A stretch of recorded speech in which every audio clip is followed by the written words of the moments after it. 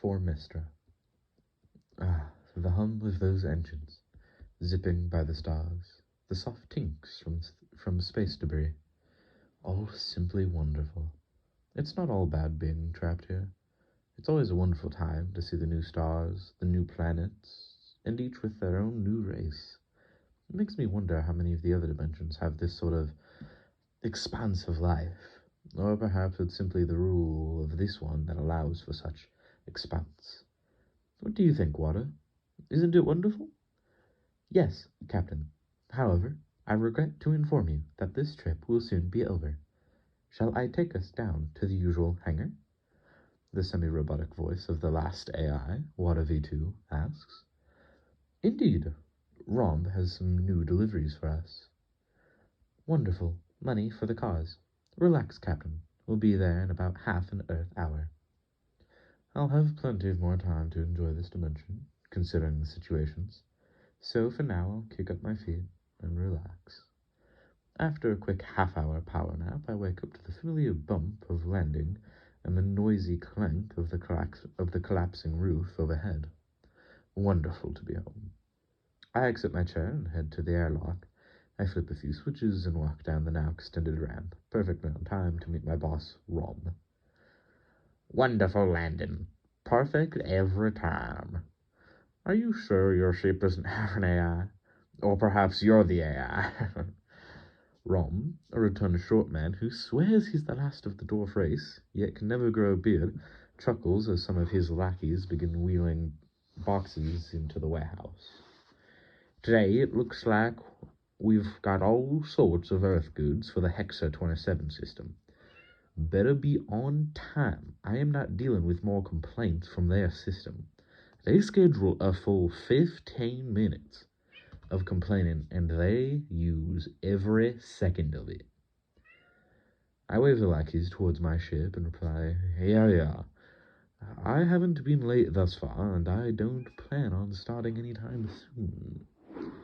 Also, speaking of my impeccable work ethic, I haven't gotten a raise yet, and I think it's due time I spoil the missus.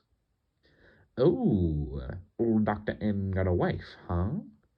Look, I can only give raises after 2 years of employment. Some BS from the higher-ups to make sure we only reward our most loyal drivers.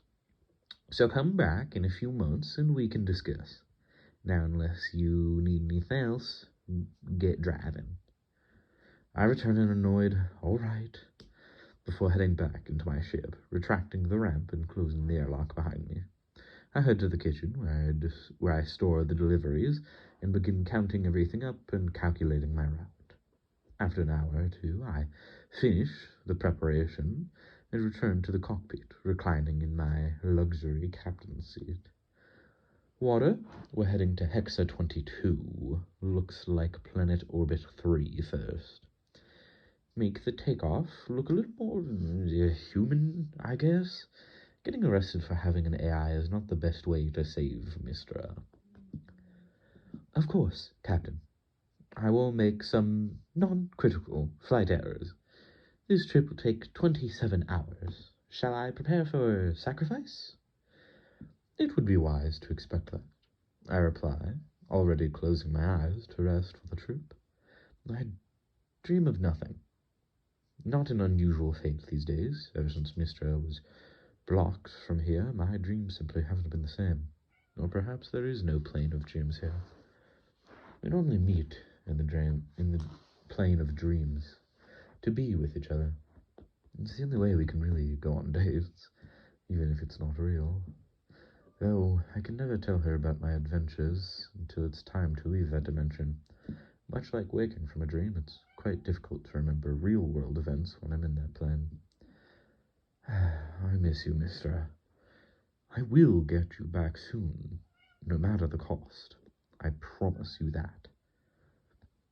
As quickly as I was washed away to sleep, I jolt to attention as Water speaks up. We have arrived, Captain. We are entering the hailing range. Please have your documents ready. It takes so long when you forget them. Yes, Water, I have everything in order. Continue into range, I say with a refreshing yawn. A screen flashes the words incoming communications from Hexa 27, Planet 3, Continent 1, Region 6, Landing Pad 2, accept. Jeez. The most organized, workaholic, boring race in the galaxy. They have their day and work schedules planned out a month in advance to the second, except for when they deal with other races, in which case they allocate extra time in case we take too long to do something, gods forbid. I mentally prepare for the communication, then hit accept. The conversation is long and grueling. To get landing permission, I need to state why I'm here, on whose permission, every number and letter of my visitor's pass, entry pass, ID, and a bunch of other long, tedious, non-important info. So much time that wastes so much time I may end up being late from their own outlandish, clean freak policies. I finally get through all of it and instruct Water to quickly head for the landing pad. No time to dilly-dally with these folks. I quickly head to the kitchen and grab the box next to the correct delivery and head out into the drab world of the Hexagonians. It's all drab, colorless, and sharp. Everything is hexagon-shaped to best allow for space management, and nothing is painted, resulting in boring browns, grays, whites, and whatnot. Even through evolution or some messed-up creator's mind, they are hexagonal shape, to best allow for being crammed in small spaces, I guess, or just match their surroundings. What a wonderful world. I head down the streets until I reach the address. Slightly hard to find, as everything looks nearly exactly the same. Nonetheless, I go knock on the door of the residential building. A nondescript Hexagonian answers the door. They're about the same height as me, although a little wider.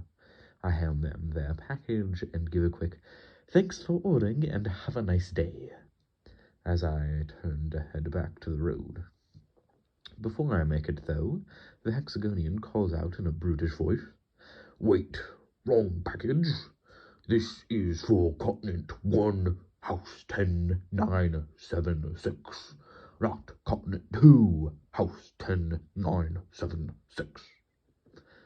I turn, contorting my face into one of shock, and cry back, "Oh my, I apologize so much.